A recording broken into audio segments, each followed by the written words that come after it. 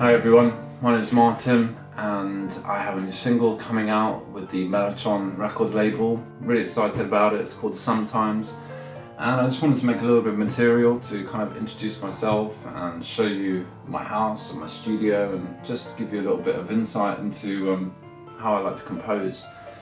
So we're here in my studio at the moment. It's kind of a studio slash office. It's a place where I feel comfortable working. I've got my computer set up here, I've got my keyboard, which is where I do a lot of work. But I also have my piano downstairs, which is more for practice and just for playing for pleasure, really. When I sit down to compose, it can happen in one of two ways usually. Occasionally I just get an idea come to me out of nowhere, and I have to, if I can, run to a piano and figure out exactly what it is that's kind of gone through my mind. And if I don't have time to work on it then and there, I'll record it on my phone.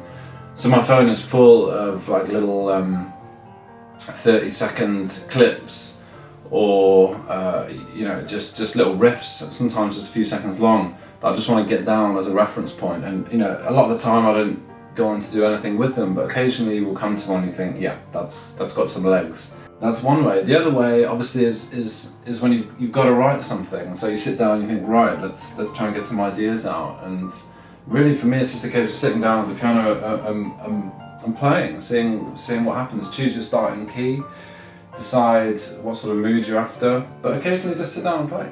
So, for example, let's start off in D major.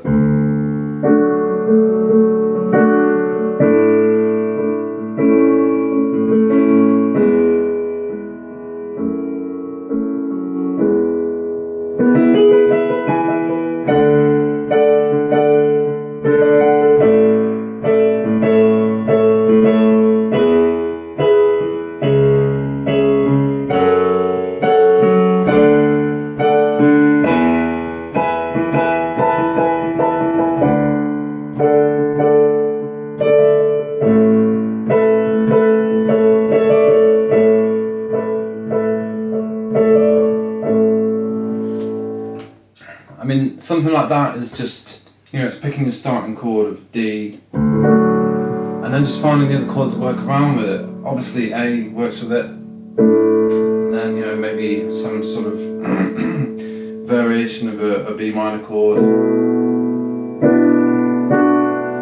All of these chords are closely related to the first chord, which is D, which is why they all work together when you play F sharp minor, for example. Start adding extra sharps, maybe go to E major.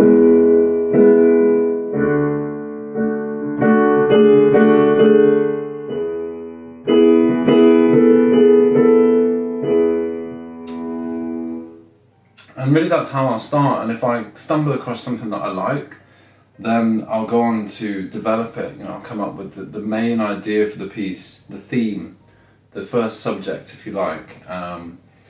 Expand on it until I feel that it's a fully realised subject, and then we'll probably look for a counter subject to that, or a second subject, so another section to go into, a B section if you like, and we'll use that as the basis for the whole piece. And then really it's just a case of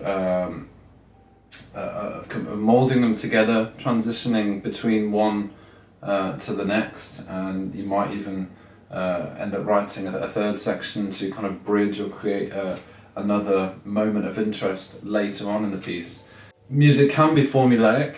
There are established structures that are tried and tested. It can also be incredibly free, and sometimes when I compose, I will just record an improvisation, and I've released several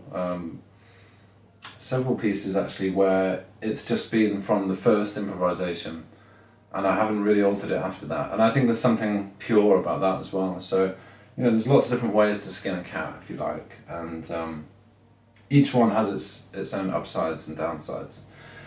So I'll show you a little bit about how else, the process after we've started coming up with some ideas.